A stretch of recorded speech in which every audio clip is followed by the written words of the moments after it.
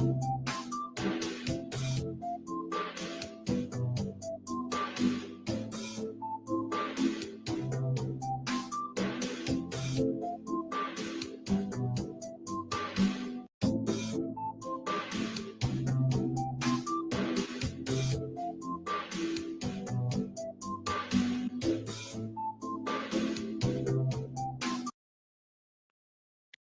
morning, everyone. How are you?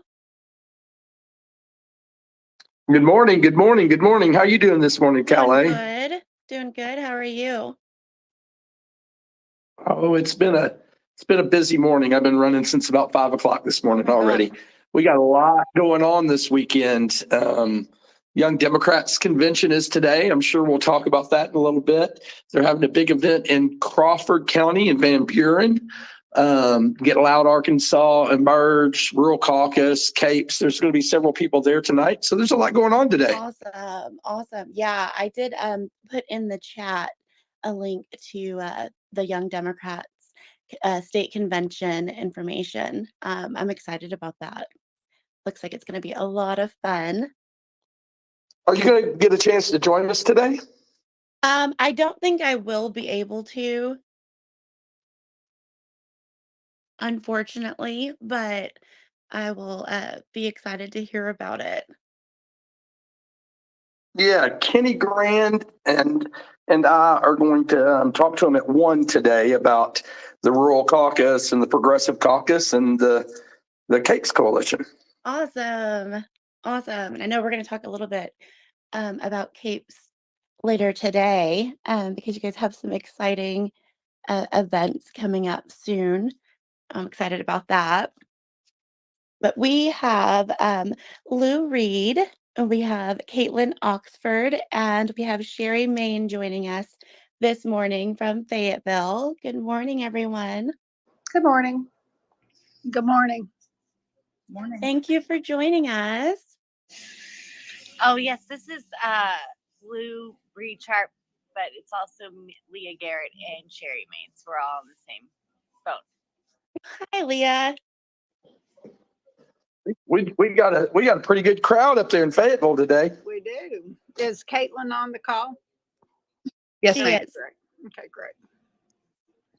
Yeah, Caitlin told us beforehand that she didn't like you, so she wasn't coming to the coffee shop. It's on the other side of the county. It really is. It really is. And we may have one more JP joining us. Amanda Foster may join us too. Awesome. What I like is it sounds like Fayetteville's run by women. Pretty well. Yep. Yeah, it's probably a good thing. It is a good thing. Yeah. That's why we're making progress up there, right? We're trying. Yep. We're trying. I mean, you guys are doing some really great things up there. And I have noticed that so many women are involved up there. So yeah, I agree. It's probably why it's going so well. Well, and I want to just speak to Washington County. We're talking about Washington County, where Fayetteville is. And Washington County is different from almost every county in the state. I would say Pulaski is probably going to come close. But as far as organizing and getting people to run for the different JP positions and for county positions and for House positions and for Senate positions, you want to stack that up. Ideally, when someone goes to the polls, they've got a Democrat to vote for their justice of the peace. They've got a Democrat to vote for their county clerk and their sheriff and their county judge and all the county positions. And then they also have a House race and a Senate race. Washington County has done a great job at doing that. And because they did that, they gained 10,000 votes for Democrat governor in this governor's election over 18. And that goes right down to that good organizing y'all are doing up there. So keep it up. Yeah, it was awesome up here. Mom, you can talk about it. Well, one reason I will talk about it because, I'm a retired nurse and I've done community work my entire life. And then I ran for House in 2018 and 2020 in a rural area where I'd done home health and hospice. And when I ran, one thing that I noticed is we didn't work with other candidates necessarily, even though we were covering the same communities and stuff. And so I think there is a huge disconnect for the public on what Quorum Court does, as well as what House people do and how they intersect, that's why I'm glad that Caitlin's on the call, and because she ran for House, because even though Fayetteville's urban, we are surrounded by all of this rural area, and we're definitely impacted. And so I'm hoping in the conversation today, we can kind of figure out how those candidates intersect on certain issues, particularly like education in the rural schools. But in West Washington County, where Sherry Main is from, we have this huge intersection of concern over the dirt mines being built in urban areas. And so regardless of what party you're in, there's major concern about the intrusion of corporate dirt mines into neighborhoods. So that's kind of why, and we have some things. Sherry was at Quorum Court last night, as was I, and I'd like to address some issues going on with our Quorum Court up here to see if there's any patterns in other parts of the state related to it. Yeah, that's going to be fun to talk about. And I'm glad you brought it up. The Rural Caucus is trying to answer some of those very questions you just brought up, Lou, because if you look at the state of Arkansas as a whole, if you're considered a rural county, if you have less than 50,000 people in your county seat, which means 69 of the 75 counties in Arkansas are rural. But it goes a little bit beyond that, because even in Pulaski County, which is the most populated county in the state, if you get out 10 miles outside the city limits of Little Rock, North Little Rock, and the suburbs, it gets very, very rural very fast. And, it's like that. You go up to Jonesboro and it's even worse. Like Jonesboro is an island in the middle of a giant rural county. So you have to talk to the voters, and your messaging has to be different. As Democrats, I think we're pretty good in Arkansas at messaging to the urban and suburban areas, but we have failed miserably in the rural areas. And I'll point out one fact: in the last governor's election, depending on how you draw the maps, Chris Jones carried anywhere from 62 to 65% of our urban and suburban areas. But then it was in the 20 percentile range in the rural areas. So you can't talk to the rural areas with the same message that we're talking to the urban areas, because they're not going to vote with you. So as the Rural Caucus, we're trying to get out there. We're trying to listen to what's going on in the different rural areas. We're going to be doing some polling and surveys and stuff. But I'm glad you brought it up. In the dirt mines, that's going to be a good topic to talk about today. And speaking of dirt mines, Steve, it seems like everybody talks about property rights, and we all like property rights. We believe in doing what we want to with our property, but our property rights in rural areas lose out all day long to corporate new property owners. And it's just stark, because your rural property owners and neighborhoods just literally get decimated by big corporations coming in and putting dirt mines in your neighborhoods, or building storage units, or any kind of business is going to take precedence over an individual's rights, it seems like to me. Well, and you're talking about the more obvious invasive corporate structures that are coming into our rural areas, but there are other things that can be kind of seen as good. They're celebrating the fact in Rosebud that they're bringing a Dollar Tree in, or a Family Dollar or something like that, and they've already got a Dollar General, and that Dollar General came in, and it took 2 years, and the local grocery store went under. And now It's been 3 weeks since we had milk in our Dollar General. So if you want to go, if you need to buy milk in our town, you got to drive half an hour, 45 minutes. Oh my gosh, that's terrible.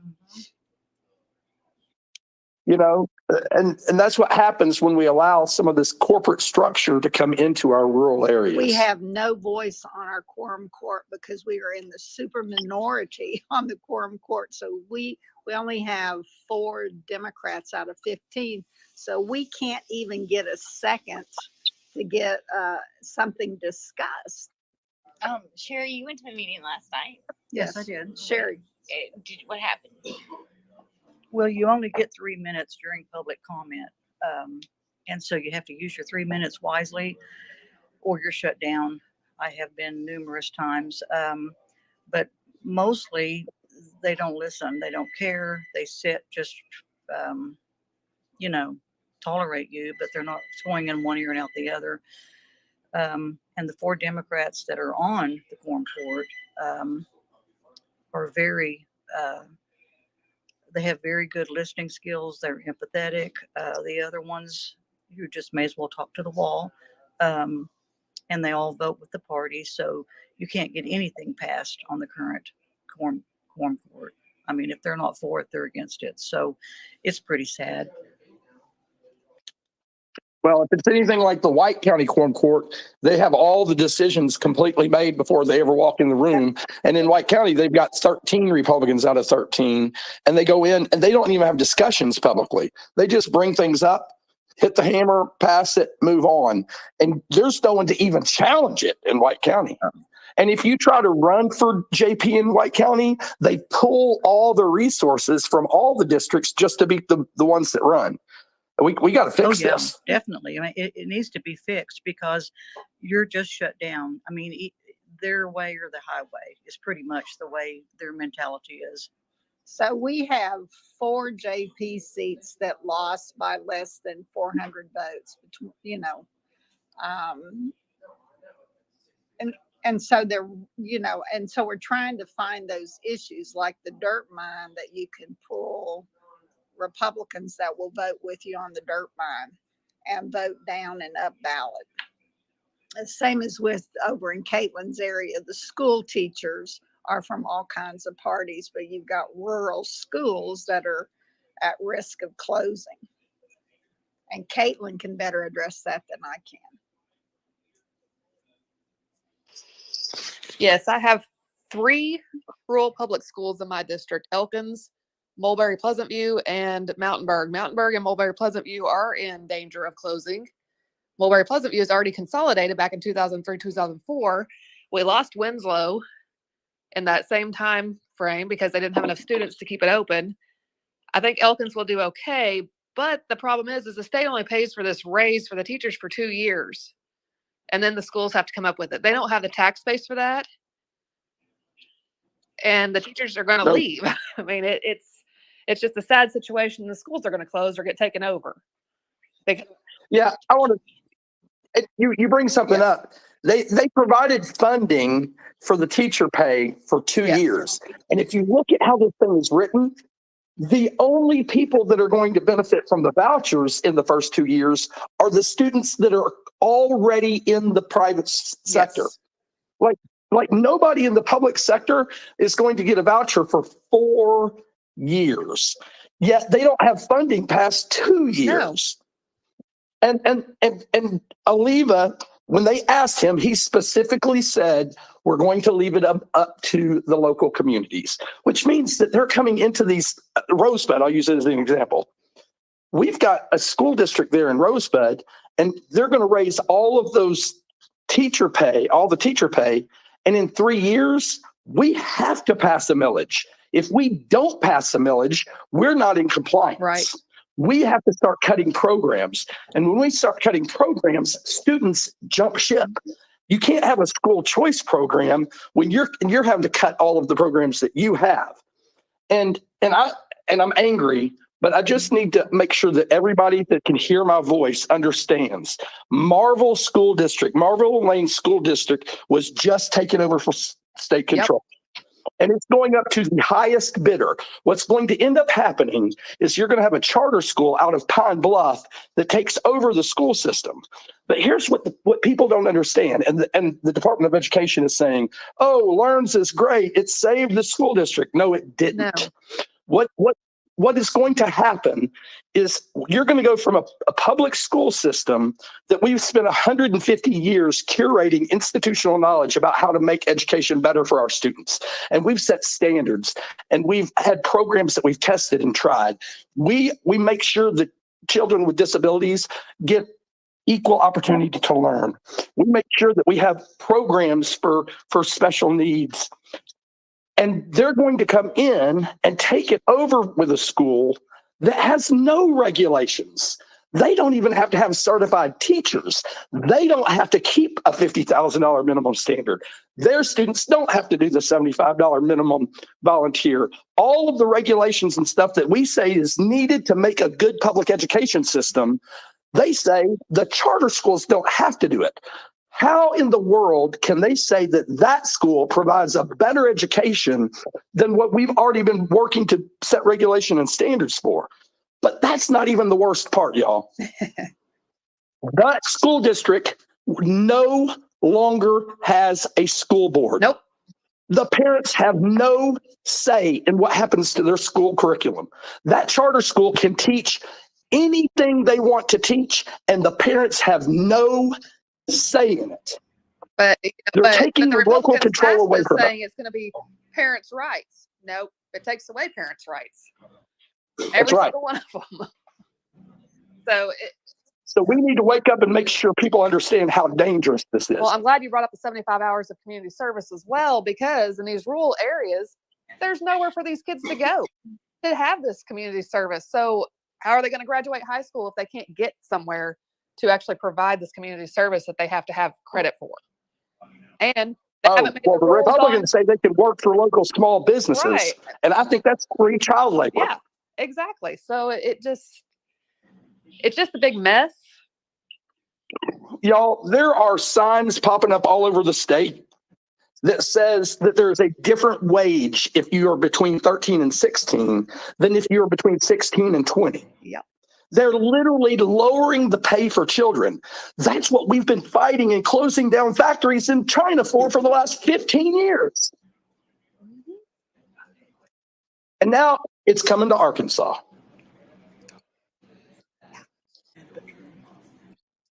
Sorry, I'm a little fired I up about it think this morning. Everyone over here is a little upset too. Yeah, it's definitely something that we should all be upset about. It's mind-blowing that this is actually happening. I do have to say, just watching comments on feeds, my Republican friends that live in my city are upset as well. And a lot of them are school teachers or paras at the school. The paras didn't get a raise. So the aides, they're not getting anything out of this deal, period. And they're upset about it. And I'm glad they are, because hopefully next time they'll vote a little differently. Well, and a lot of them, it might be $50,000, but then I think it's like 9 years before you can get a raise. Like 9 years? And the people, we're not going to retain our teachers. It is the most asinine plan I've ever seen in my life for anything. Agreed. Oh, it really is. I did want to go back to Sherry for a minute. We have a lot to talk about with Learns and a lot of information about capes to talk about, but I'm very interested in the dirt mines. I'm not familiar with what exactly they are and how are they affecting residents up there. Well, they're just an abundant one area is the problem. Within a 5-mile radius of West Fayetteville, off of Whittington Drive, we have 4 active red dirt pits, and we have a rock quarry which crushes gravel and makes limestone. and the infrastructure up in this area is just way out of control. And so the demand for the product is here. And so there just seems to be any way they can set these up and get the dirt out over a short period of time while the building boom is going on. That's what they're doing, jumping through hoops, avoiding regulations, avoiding zoning ordinances, just trying to get their product into the infrastructure in this area. And the roads are affected. The neighborhood is affected. We have dust. We have, we have streams here. We have the protected Illinois River watershed, and all of this is going into our streams, and are being affected for the long term. And these pits will be closed and gone, and the residents of this area is still going to have to be dealing with all of this aftermath mess they leave. Well, and the other thing with the dirt mines that you hear people talk about all the time is the noise, because they're always exploding things and it's just noisy. And then you have the dirt trucks driving down your gravel and your roads. So it's noisy, but their property, they're not going to be able to sell their property now, or their property is going to be worth a whole lot less, because who wants to live by a dirt mine? Well, and the other thing, we've been talking about quorum court. Those roads are going to have about half the lifespan that they normally have.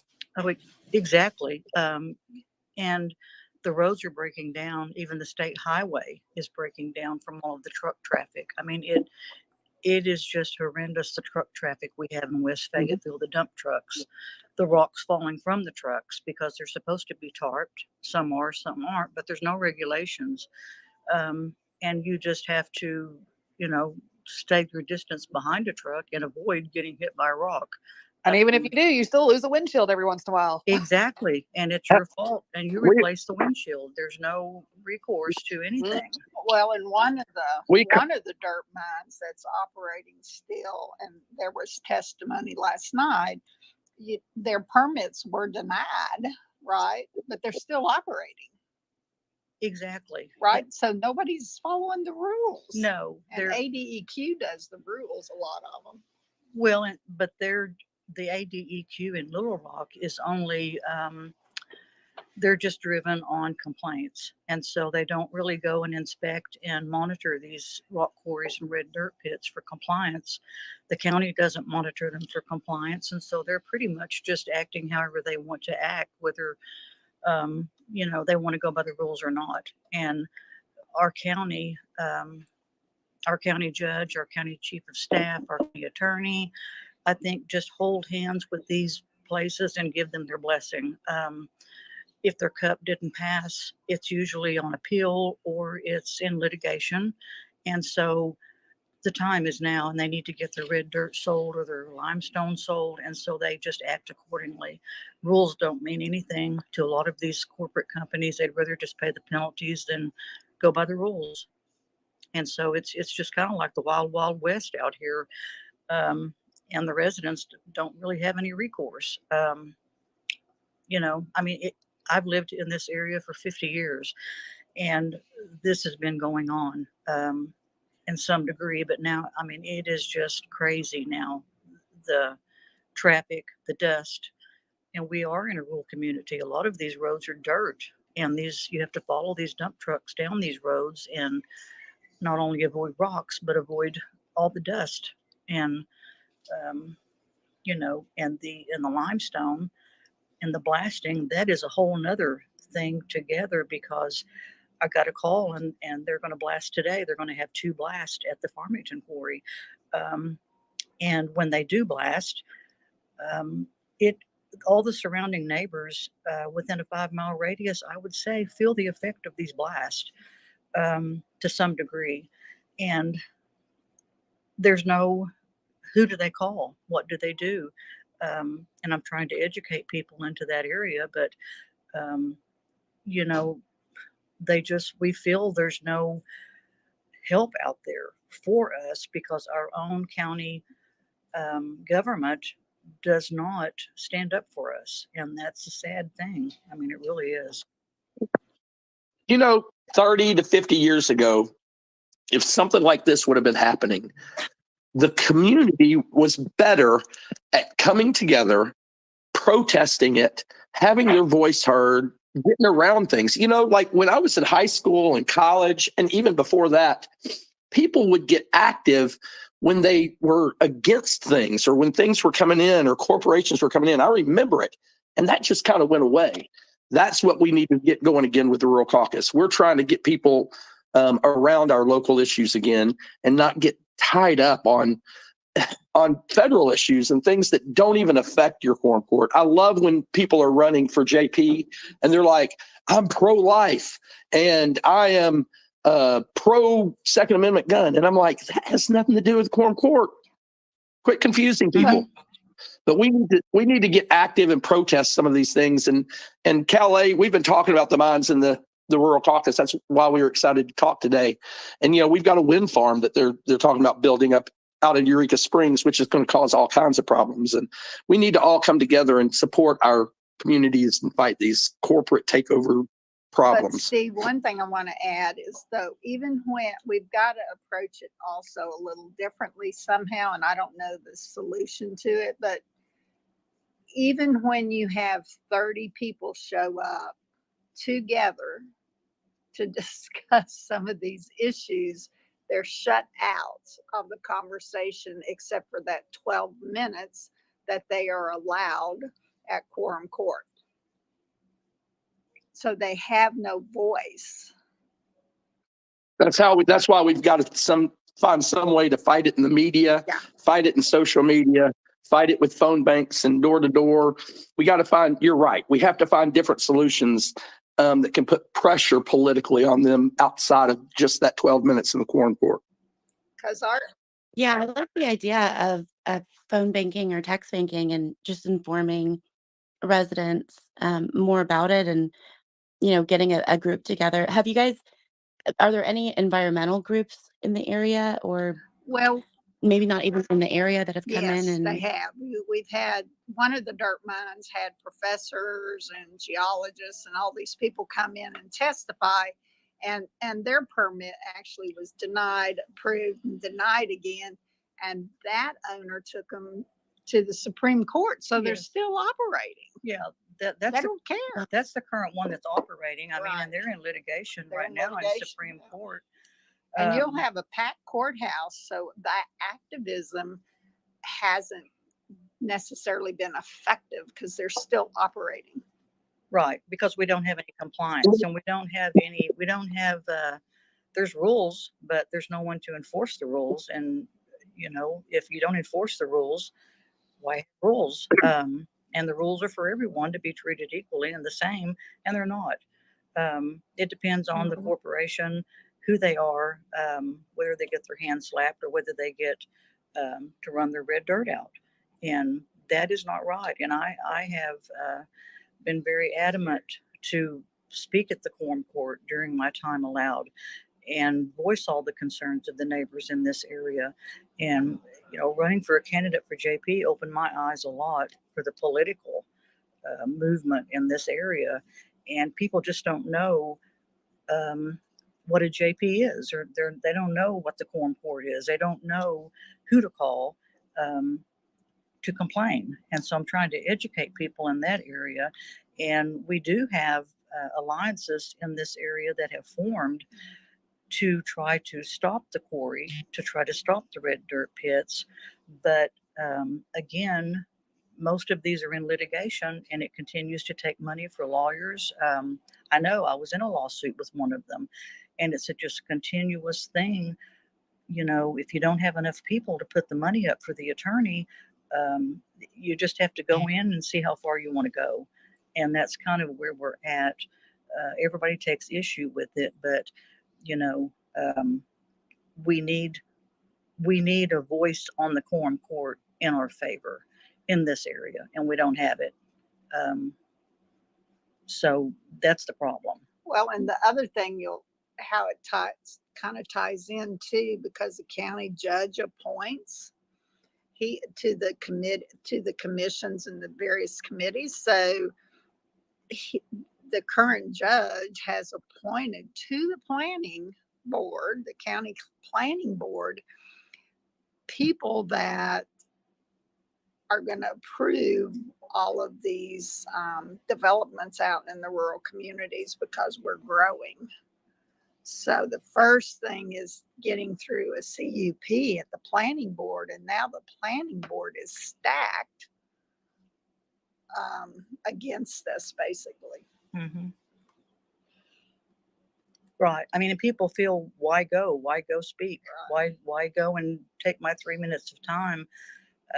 I just say go. I mean, speak and tell them the way you feel, because if enough people continue to do that, as my mama always said, the squeaky wheel's going to get the grease. And so we've got to keep voicing our concerns, and we can't let up, because we're being took over in this area. And you know, it's beginning to get to the point of safety issues and quality of life issues with all of these red dirt pits and these quarries, and the risk of driving on the highway with all of these dump trucks hauling gravel, covered or not. There's no compliance, no regulation. And so something has to be done sooner than later in this area. Well, and I'm going to bring up another thing. They're amassing a tremendous amount of power in the quorum court because we are in the super minority. I mean, so basically the quorum court isn't accountable to anybody. So one thing that happened in our county, and I wonder if we're seeing this in other counties in the state, is our judge decided to arbitrarily move the election commission out of the courthouse down to the road department and just move them. And so now we're not going to have access to the election commission, and the judge can do that. But I'm wondering if there's a movement here to go to paper ballots, if that doesn't shed some concern about our election process when they're moving these ballots back and forth and your chain of custody and all of that. And it just seems like it was an arbitrary decision. And the quorum court member, the JPs, other than controlling the budget, there's nothing we can do about it. But I do think it raises some concern with the openness and the transparency of our election process. And I'm wondering if election commissions are being moved out of courthouses anywhere else. Well, that's a good question. Because it seems like they follow a rule book. I mean, we have signs up here that say yes to paper ballots. I was just going to say that. We have them here too. Right. So I'm wondering if this is a playbook. Oh, it's absolutely a playbook. Here's what you got to think about, and I'm going to come back to the learns. There wasn't a teacher in Arkansas that was consulted on that. There wasn't a superintendent in the state that was consulted on that.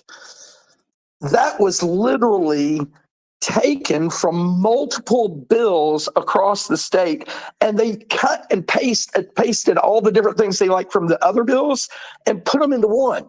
Like when you go through it and read it, it's like reading a book that 14 people wrote. And even the emergency clauses doesn't cover, instead of putting an emergency clause on the whole thing, they have 3 emergency clauses over pieces.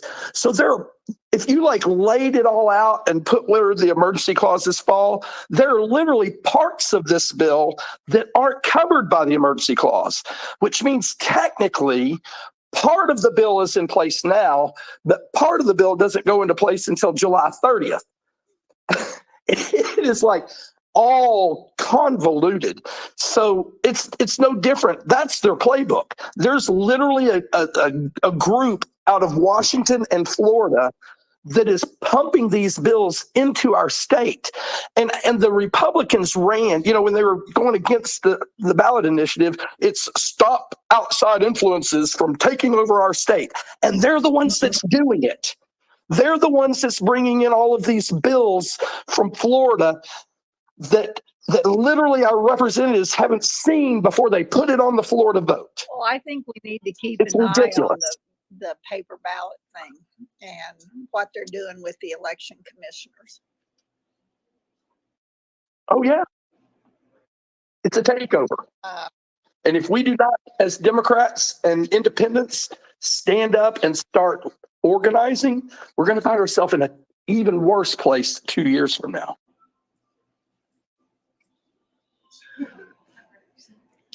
I would Yeah. like to be apprised of any other counties that are dealing with that issue.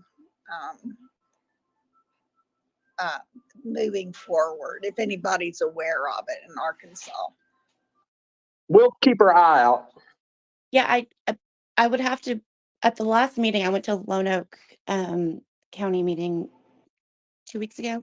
And yeah, I'll definitely have to touch base with them because there was some mention about some different things that they were talking about with the elections and ballots and the election commission.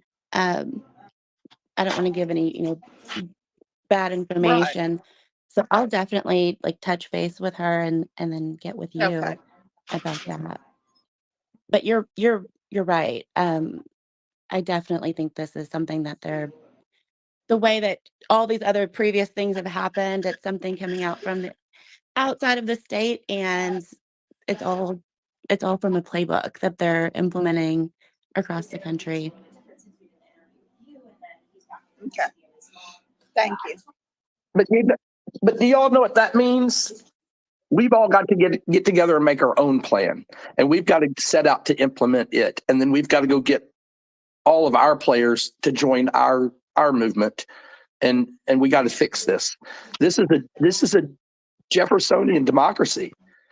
If we get enough people, we overrule them, and the people are out here. We have just got to spread the word and get people fired up. Yeah, I agree. And I think people are fired up. I think we've seen a lot of people, like Caitlin mentioned earlier, with the Learns Act, across party lines, people are fired up about this and they're ready to speak out against it. I know I do want to put it up in the nest. Next Thursday, there is a rally across the state. Washington County, it's up in the nest now.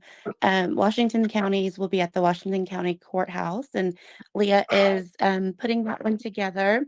There's a link for the Facebook event page if you guys want to go ahead and sign up for that. It'll be at 5 p.m. on the 27th.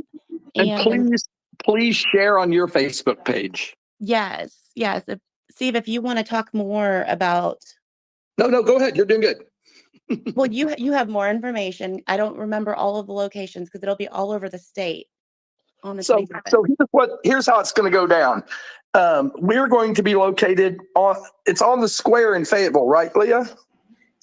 No, it's at the county courthouse on College and Dixon. Okay, College and Dixon in Fayetteville.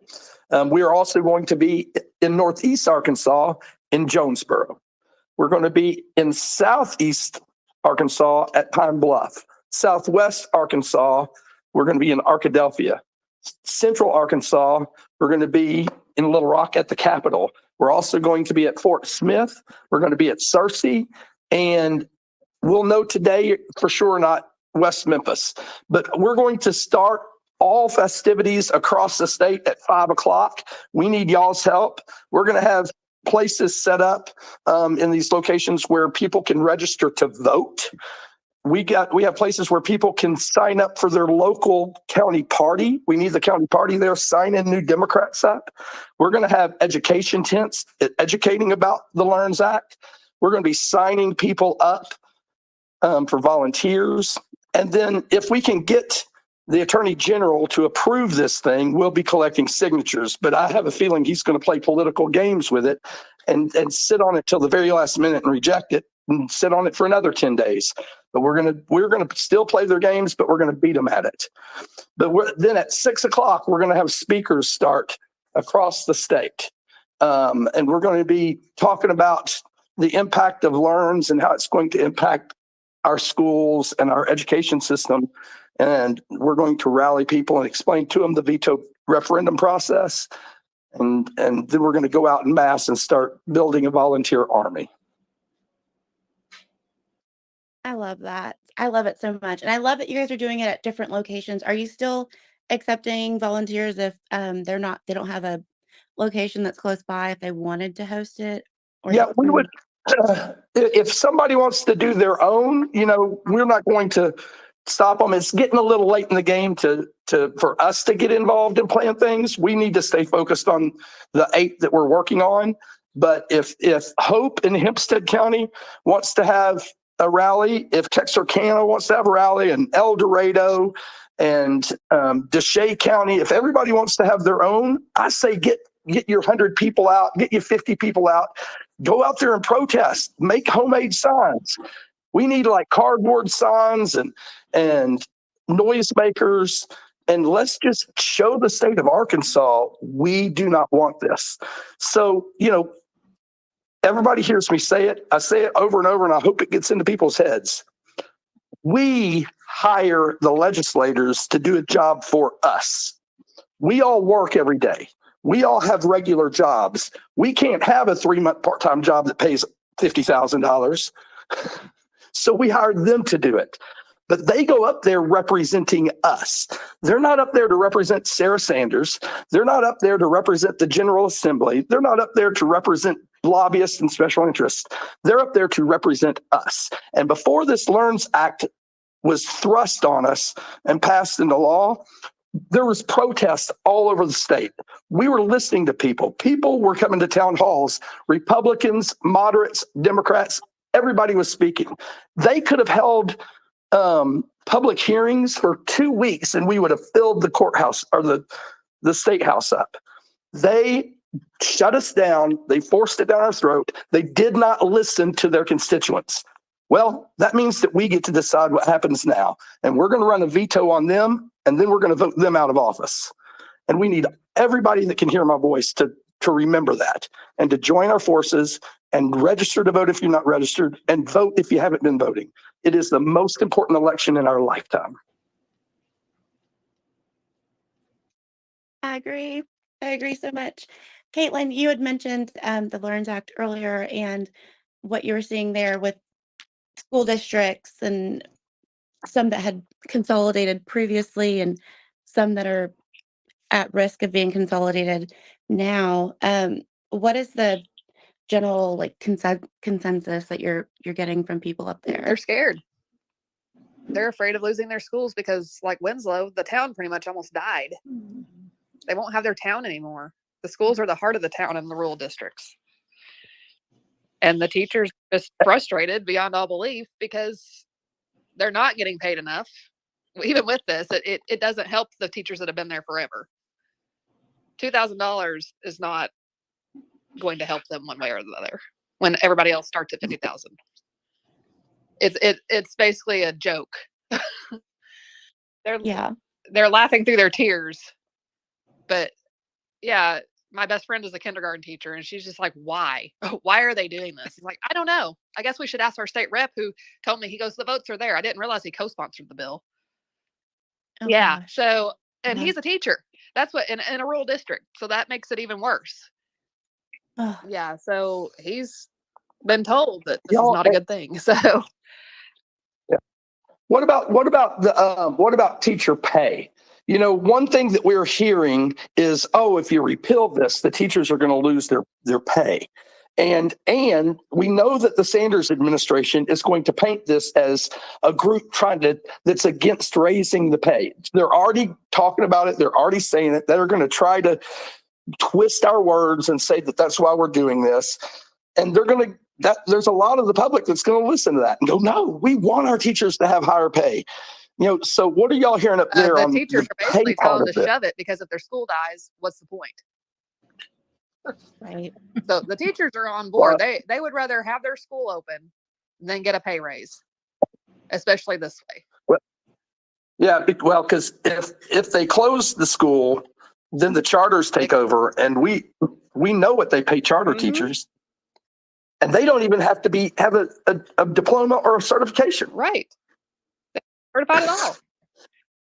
It's stupid. Well, it's like Arizona. Like it defies logic. Arizona already has people in the classroom that aren't certified. It's not going very well. So Yeah, I remember Arizona was asking for just random people to come in exactly. And it's and like, Oh yeah, they were saying if you're a veteran or an Yeah. ex-cop or and the thing is, people are like, well, I kind of like that the money follows the student. It's like, yeah, that would be fine if they had to adhere to the same standards as public schools do. So that public Exactly. money, they should be adhering to public school criteria, period. If you get public money, you have to do things that the public schools have to do. Exactly. Yeah, the Democrats had come out with a bill Yeah, they before. had a Yeah, RAISE we're- Act, and it helped paras too. Mhm. Yes. well, and here's the cool thing about the RAISE Act. The RAISE Act was funded. Yeah, No additional taxes. They had the money that's for how it. pitiful it was going down there. I was like, it was just hateful, and I'm so glad that session is over, because everything, pretty much, I mean, all the bills that passed, they're hateful to everybody, except unless you're a white Christian man, then you're good. Sorry, Steve. It's so true. Oh, I know it. Hey, there were 18 votes for the affirmative action bill that came out of committee or out of the Senate. They were all white men.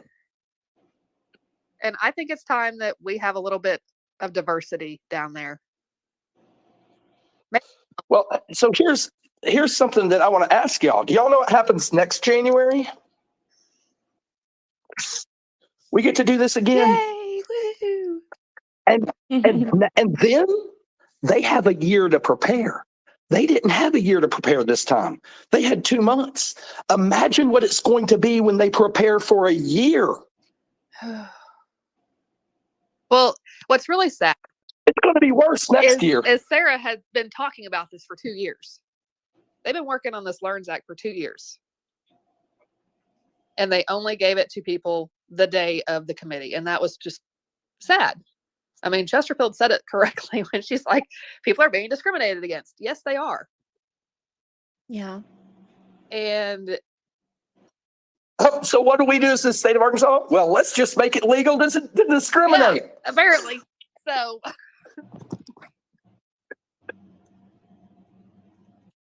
And that's exactly what they did.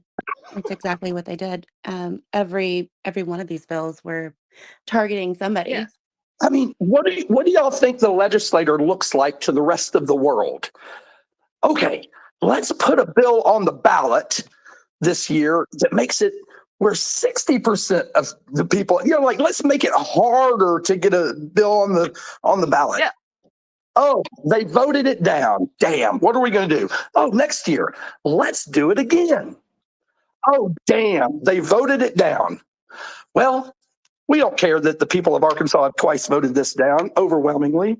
We're going to pass it anyway. Mhm. Every one of them should be fired. Fired.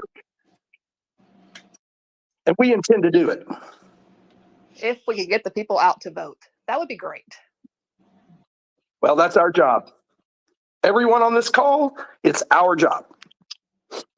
And it's talking about these very issues with our neighbors, our friends, and our family. We can't be afraid to speak up in our everyday conversations. That's what we're missing, y'all. We're all talking about the LEARNS Act. We need to be talking about the Prison Reform Act with our coworkers, with our fellow students, with our mom and dad and brother and sister. We got to have those conversations because they don't know what's happening. It's an education issue. I'm glad you brought that It really because, Washington County, we voted down the jail. Guess what? They went ahead and passed it anyways and are going to use ARPA funds to build a new jail. So we're going to end up paying it back. Yay. Well, and here's something that people need to understand. Everybody is asking, Where's Sarah's economic development plan for Arkansas? What is she doing for economic I don't development? think it, Y'all, it's prisons. That is her economic development plan. Because that's a private business. And when these private prisons come in, guess what? Then they're going to have quotas. And they have quotas because we're going to have to pay them whether there's prisoners in there or not. But if there's prisoners in there, then we can find funds and grants and all this kind of stuff. So what else are they doing? They're making it easier to arrest people. You know, we went into session and passed a law that said you can't just pull someone over because they have a headlight out. You can give them a ticket if they have a headlight out and they're speeding, or if they're weaving down the highway and their headlight's out. But you can't just pull them over for a headlight. And this General Assembly went in for that law and says, nope, let's strike that. Let's let our cops pull them over for a headlight so we can arrest more people. Exactly. And, oh, wait, let's make their time in prison longer until they can get out. Let's do away with good behavior. They are trying to create a business of prisons. It's money. oh yeah, it's definitely Oh, all yeah. about money, especially with the tax break also passed too for the rich. Well, this is the third year in a row that all of us have paid into taxes. The working class and the poor and some wealthy people have all paid into the taxes. But when it's time for a break, they take the money we've all paid in and they give it to the wealthiest percentage. Yep. They are creating a class of working people that can work for them. They're taking our education away from us. They're creating prisons to keep the ones that they can't control in, which is mostly targeted toward minorities. It is a complete plan. They want to ban the books because what they want to do is make the libraries go away so we can't educate ourselves. This is 1940s Germany, y'all. Oh, That's what yeah. I say all the time. Oh. It feels like Nazi Germany. We are there. We're definitely Trump there. kept Mein Kampf by his bed. This is Nazi Germany. We've closed down how many hospitals in rural areas, and 40% of incarcerated people are disabled. We're definitely just Y'all, they're That's already right. talking about it. They are going to make it a point in the next election to take away the Affordable Care Act. Sarah Huckabee wants to show the whole nation that we say no to the Affordable Care Act. She wants to make it a point. They're already talking about it. People in Arkansas will be the only state where we don't have coverage. yeah. The wealthy will have coverage. The poor will not. Steve, is that in writing? Where they're already No, but talking I've about it? heard. No, I've been talking to senators. They were going to do it in this session, but they ran out of time. Because people do care about losing their insurance. Well, you need to start talking about it now. Isn't that going to drive up the Medicaid for the state? Oh, no, they're taking people off the Medicaid rolls. Yeah, they're That's taking why them they're off doing without that. any warning at all. Yeah. Right. So They're taking people off the rolls. They started This is a doing that plan, y'all. It's a plan. It all fits yeah, there together. are people showing up for appointments and realize that, and they have to be turned away because they don't have insurance anymore. And they can still get it, but it takes like 90 days to get it back set up. Mhm. It's and all that time that it's sitting there, guess what? They're not spending the money. That's going to affect the rural communities even more. I mean, they're going to be hit so hard. Oh, Yep. yeah. But now on the other side of that, I think a lot of the rural communities see a need though to expand the jail and expand the sheriff's office and all of that stuff. Whether I agree with it or not, you hear that a lot out in the smaller communities, because of the crime rates and stuff like that. And they're kind of supportive of locking more people up. Well, and that's due to, I mean, a lot of people talk about the theft in rural areas, because our crime rate is getting so high. I mean, 10 years ago, who even locked their door when they ran to Walmart? Now you've got to lock everything down with bolts. I mean, we're going to be seeing those, steel bars people pull down over their windows at night when they close up their establishments. It's just getting out of hand. I don't know that locking more people up is going to fix that, but It's not. But we have to be able to No. explain it in and just talk about it in such a way with our neighbors in small. Well, here's what I would tell my neighbor. Here's what I would tell my neighbor. If you think that the crime rate is bad in your area now, wait for 5 years after the LEARNS Act is implemented. Because crime is 100% connected to education. And our education system is one of the worst in the country. And we incarcerate more people in Arkansas than most countries, at a higher percentage than most countries. Right. 942 Arkansans to every 100,000. There's been proven studies that when you invest in social programs, that the crime rate goes down.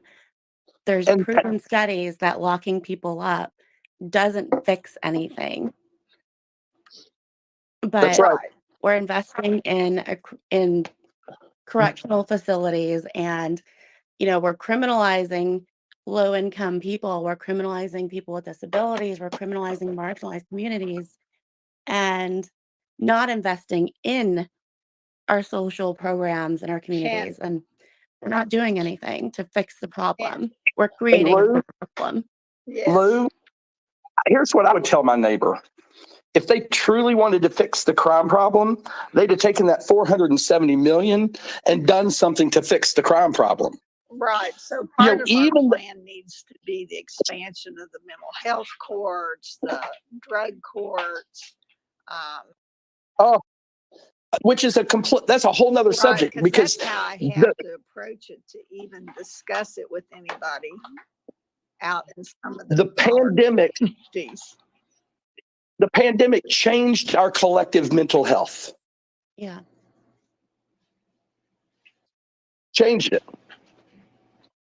I And thought for sure after the pandemic, if people hadn't seen how screwed up our healthcare system and mental healthcare system was before, that we would realize how inept it is. But we are still doing the same things that we were before the pandemic, which is unfortunate. and all of our statistics have gone in the wrong direction because of the pandemic. Drug abuse is through the roof. Mental health illness is through the roof. Crime is through the roof. Like, it's all interconnected. And instead of trying to find solutions, we're trying to find Band-Aids. And that Band-Aid, after it gets wet and after it's been there for a while, it just falls off.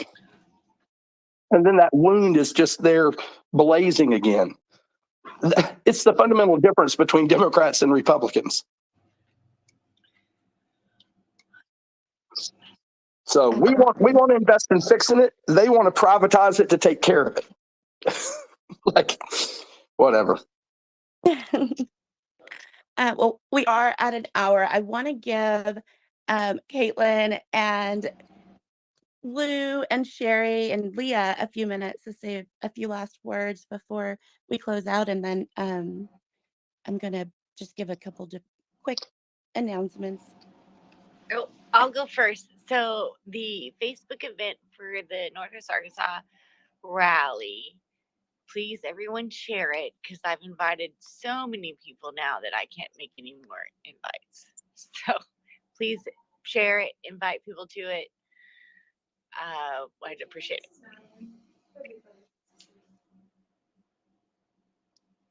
Sure. I would just like to have everyone show up. I mean, go get your 3 minutes, speak your mind, and hopefully we can get something done in this area in West Washington County, and vote. I mean, nothing is going to change unless we flip this quorum court and get people on there that are there for their constituents and not to follow the lead. I mean, that's what we need. So I would just say, everybody, call your JP in your area, in the West Fayetteville area. Anybody asks me, what can we do? I say, well, call your JP. Give them the concerns that you have. See where that goes. And if not, it doesn't go the way you want it, next time it'll change your vote. So I love that. And Sherry, you are running for JP there in West Fayetteville, yes, I right? plan to run again next year for the JP position. Yeah. Awesome. Hey, and what part of Washington County are you in? I'm in District 7, which is West Washington County. So rural. Well, I wouldn't, all of my area is not rural because of just the growing area. Everywhere a cow pasture was, now there's a subdivision. So, you know, So cattle. but it is still rural out of the city limits. Yeah, I'm still considered in a rural area, even though I'm only a half a mile from the city limits. So it just depends on the area you live in. Well, the Rural Caucus wants to get involved with your campaign. Thank you so much. Yeah. Caitlin, you want to go? Sure. I would just say get out and vote, because less than 50% of Arkansans voted in the last election. And that's just not good enough, because this is what we get when we don't go out and participate and use our voices.